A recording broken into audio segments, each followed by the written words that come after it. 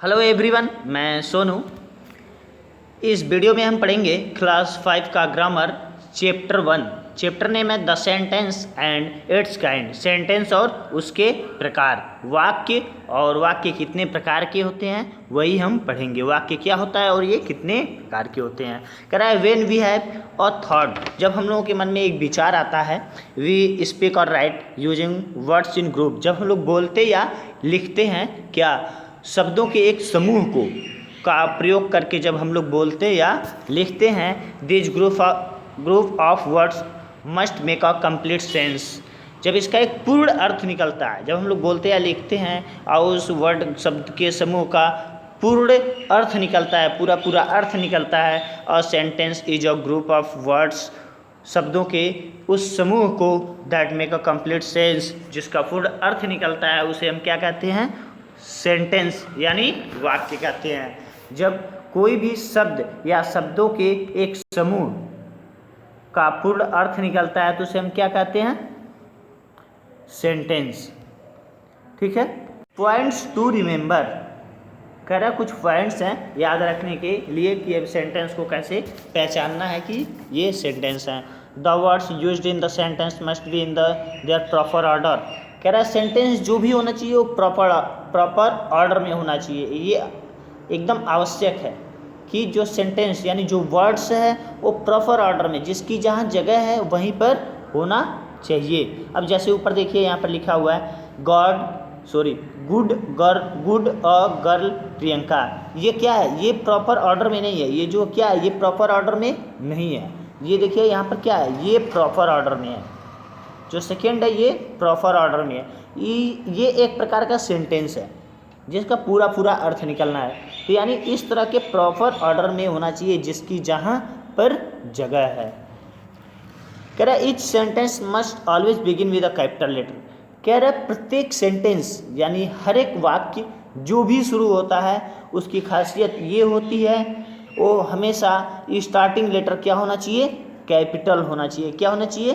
Capital letter में होना चाहिए। स्टार्टिंग उसका कैपिटल लेटर में होना चाहिए। CAPITAL, कैपिटल लेटर यानी बड़ा लेटर होना चाहिए। कह रहे punctuation marks like full stop, question mark, sign of exclamation. ये फुल स्टॉप आप देख ही रहे हैं, ये क्वेश्चन मार्क है, ये साइन ऑफ एक्सक्लेमेशन है, मार्क्स ऑफ एक्सक्लेमेशन। कह रहे must be use in the end of the sentence. कोई भी सेंटेंस जब खत्म होता है, कोई भी वाक्य जब पूरा होता है यानी एंड होता है तो उसके लास्ट में पंचुएशन मार्क्स लगाना कंपलसरी है। अब पंचुएशन मार्क्स कई प्रकार के होते हैं, जैसे एक फुल स्टॉप हो गया, ये क्वेश्चन मार्क हो गया और ये साइन ऑफ एक्सक्लेमेशन हो गया। तो ये लगाना कंपलसरी है, नहीं तो इसके बिना सेंटेंस क्या है? अधूरा है। कह रहे काइंड ऑफ सेंटेंस, सेंटेंस के प्रकार। There are 5 types of sentence, यानी सेंटेंस 5 प्रकार के होते हैं।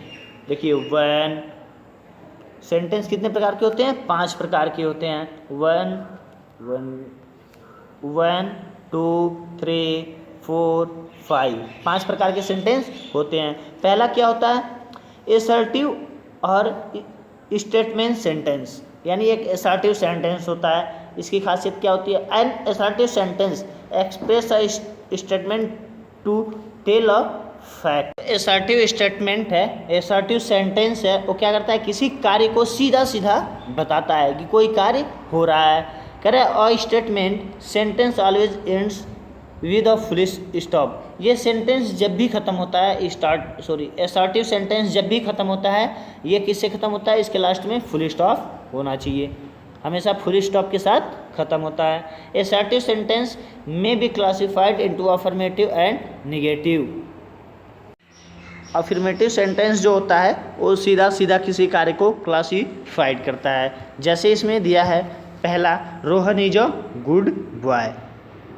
क्या कह रहा है? Rohan is a good boy, Rohan एक अच्छा लड़का है। यानी इसमें किसी प्रकार का नकारात्मक भाव नहीं है या ना ही किसी प्रकार का प्रश्नवाचक भाव जो होता है क्वेश्चन का, उस प्रकार का भी नहीं है। दूसरा कह रहा है वी गोज टू दिल्ली, हम लोग दिल्ली जाते हैं। यानी इसमें जो अफर्मेटिव सेंटेंस यानी असर्टिव सेंटेंस जो अफर्मेटिव होता है, इसमें किसी भी प्रकार का नकारात्मक या क्वेश्चन पूछने जैसा भाव नहीं होता है, इसलिए यह अफर्मेटिव सेंटेंस है। जैसे सीधा सीधा एकदम होता है। कह रहा है negative sentence, sentence which contain a negative statement is called negative sentence. कह रहा है निगेटिव सेंटेंस क्या होता है?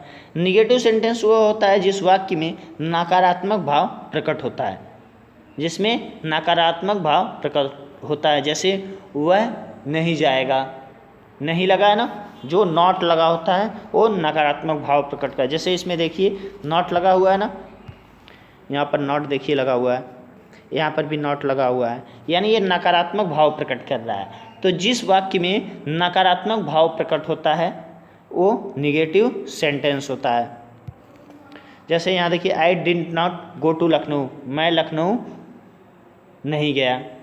The moon was not revolving round the sun, जैसे चंद्रमा सूर्य का चक्कर नहीं लगा रहा है, सॉरी लगा रहा था।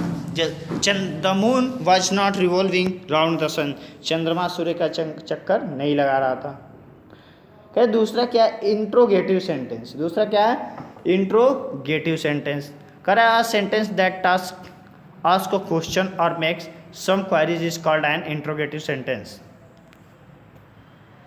कह रहा है यह सेंटेंस जो होता है, इंट्रोगेटिव सेंटेंस यानी प्रश्नवाचक वाक्य। यह जो प्रश्नवाचक वाक्य होता है वह क्वेश्चन पूछने जैसे वाक्य भाव को प्रकट करता है। इस वाक्य में कहीं न कहीं क्वेश्चन या कुछ न कुछ पूछताछ जैसे भाव प्रकट होते हैं। जैसे अभी देखिए a question always ends with the question mark, और ये जो होता है ये ख़त्म जो होता है, इसका एंड जब होता है वो क्वेश्चन मार्क से होता है। इस तरह से क्वेश्चन मार्क होता है ना, तो क्वेश्चन मार्क लास्ट में लगाना कंपलसरी है। देखिए एग्जाम्पल कर रहा है व्हाई डू यू क्राई, आप क्यों रोते हो। यानी देखिए व्हाई जो क्या है वो भाव प्रकट कर रहा है ना, क्वेश्चन पूछने जैसा हो, क्यों का। इसमें व्हाट है, क्या का। कह रहा है what are you eating in the evening, आप शाम में क्या खा रहे हो। यानी क्या, यानी पूछने जैसा, क्वेश्चन पूछने जैसा भाव प्रकट हो रहा है। तीसरा देखिए imperative sentence. An imperative sentence express a command, a request और एन एडवाइस। कह रहा है इम्परेटिव सेंटेंस जो क्या प्रकट करता है, जैसे कमांड, कोई ऑर्डर, किसी को ऑर्डर देना, या रिक्वेस्ट, किसी से आग्रह करना, रिक्वेस्ट करना, या एन एडवाइस, या किसी को सलाह देने जैसा भाव प्रकट होता है। जो इम्परेटिव सेंटेंस यानी इम्परेटिव वाक्य होता है, इसमें ऑर्डर देने जैसा, किसी से आग्रह करने जैसा, या किसी को सलाह देने जैसा भाव प्रकट होता है। जैसे ए है, इसमें ए को देखिए एग्जाम्पल में जो दिया है ये ए है। उदाहरण में कह रहा है प्लीज़ लेंड मी 100 रुपीज़, क्या मुझे 100 रुपये उधार दे दीजिए, मुझे 100 रुपये उधार दे दीजिए। यानी हम किसी से रिक्वेस्ट कर रहे हैं। ये देखिए यहाँ रिक्वेस्ट किया है, दिखाया भी है। कह रहे stand up the bench, command यानी ऑर्डर दे रहा है, स्टैंड अप द बेंच यानी बेंच पे खड़े हो जाओ। इस प्रकार से कह रहा है ये कमांड हो गया ऑर्डर देने जैसा। फिर कह रहा है ऑलवेज स्पीक द ट्रूथ, हमें हमेशा सत्य बोलना चाहिए। ये क्या है? एडवाइस है, हम किसी को सलाह दे रहे हैं कि हमें क्या करना चाहिए, हमेशा सत्य बोलना चाहिए।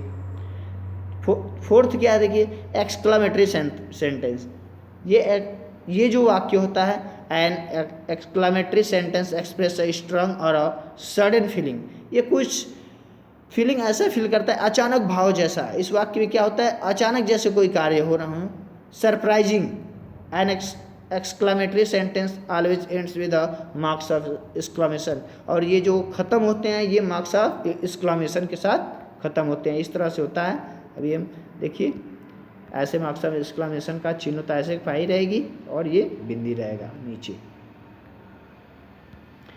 कह रहा है इसका एग्जाम्पल देखिए ए लॉस, यानी कुछ दुख प्रकट हो रहा है, दुख जैसा भाव प्रकट हो रहा है। ए लॉस ही वॉज डेड, वह मर गया।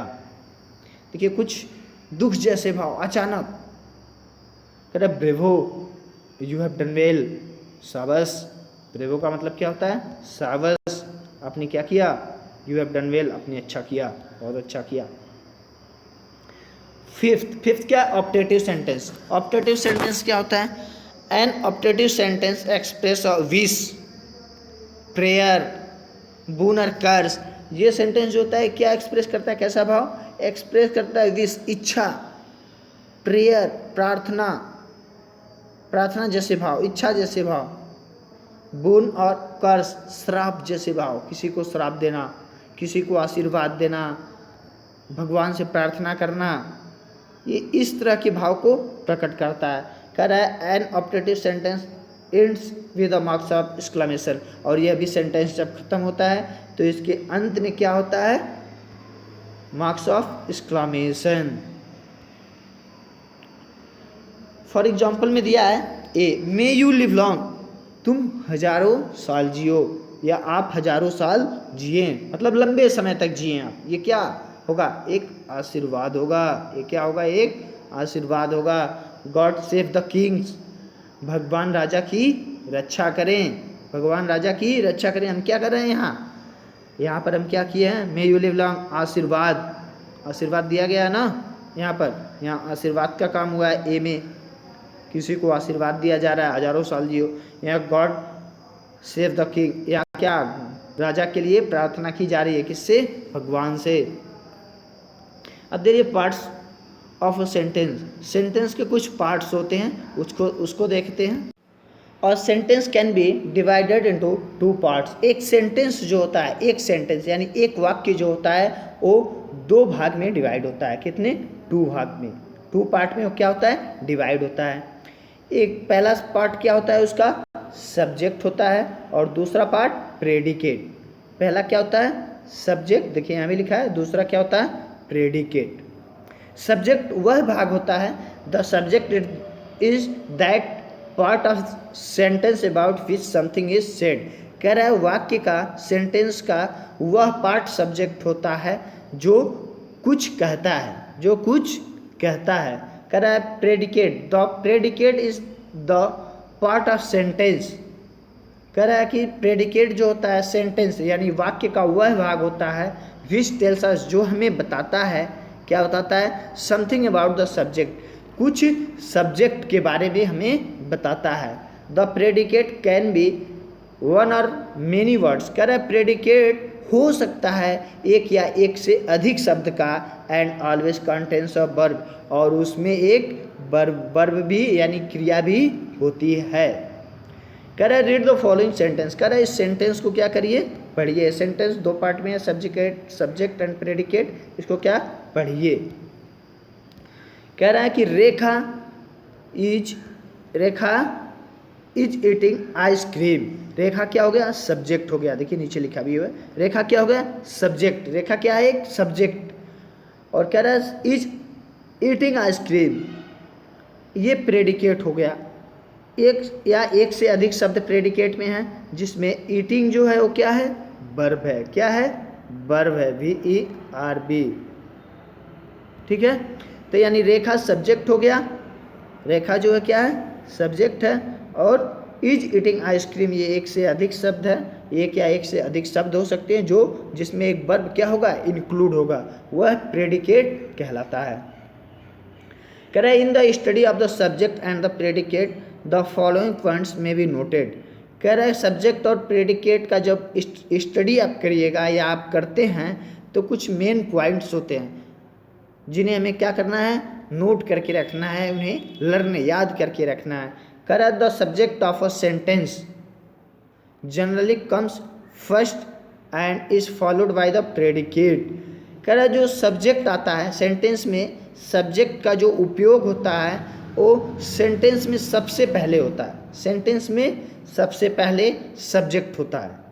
जैसे यहाँ पर देखिए ये पूरा सेंटेंस लिखा हुआ है, रेखा इज ईटिंग आइसक्रीम, ये सेंटेंस है। देखिए इसमें सबसे पहले क्या है, सब्जेक्ट लिखा हुआ। रेखा क्या है, सब्जेक्ट है, यानी सबसे पहले लिखा होता है। और ये फॉलो किया जाता है, ये क्या किया जाता है, फॉलो किया जाता है। किसके द्वारा, प्रेडिकेट के द्वारा। जो भी प्रेडिकेट होता है उसके द्वारा क्या किया जाता है, फॉलोड किया जाता है।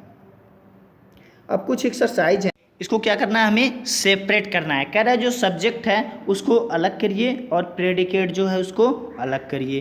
तो इसमें क्या है, सेपरेट। पहला है ओपन द डोर। क्या है, ओपन द डोर। तो इसमें देखिए कोई सब्जेक्ट नहीं है, ये टोटल क्या है, प्रेडिकेट है। इसमें सब्जेक्ट कोई नहीं है, इसमें टोटल क्या है, प्रेडिकेट है, PREDI, ठीक है। बी कह रहा है हनी स्वीट, इसमें सब्जेक्ट है, ये हनी क्या है, ये सब्जेक्ट है, क्या है, सब्जेक्ट है। और ये क्या है, इज स्वीट, ये प्रेडिकेट है। हनी आपका सब्जेक्ट है, इज स्वीट क्या है, प्रेडिकेट है।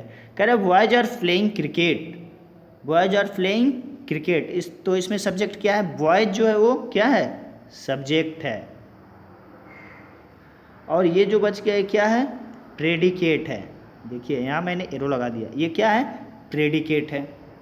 अब फिर क्या है, the Ramayana is holy book, इसमें द रामायणा क्या है, सब्जेक्ट है, क्या है, सब्जेक्ट है। और बाकी बचा हुआ वाक्य क्या है, प्रेडिकेट है। इज हॉली बुक ये क्या है, प्रेडिकेट है, ठीक है। तो यहाँ तक ये रहता है। बचा है 1 हो गया, 2 3 4 बचा हुआ है, इसको हम नेक्स्ट वीडियो में करेंगे। और उसका जो लिंक होगा, यूट्यूब लिंक, वो हम डिस्क्रिप्शन बॉक्स में डाल देंगे, वहाँ से आप क्लिक करके ये भी देख सकते हैं। तब तक के लिए हम चलते हैं, और हम आपसे मिलेंगे नेक्स्ट वीडियो में 2nd, 3rd और 4th को लेकर के। तब तक के लिए धन्यवाद।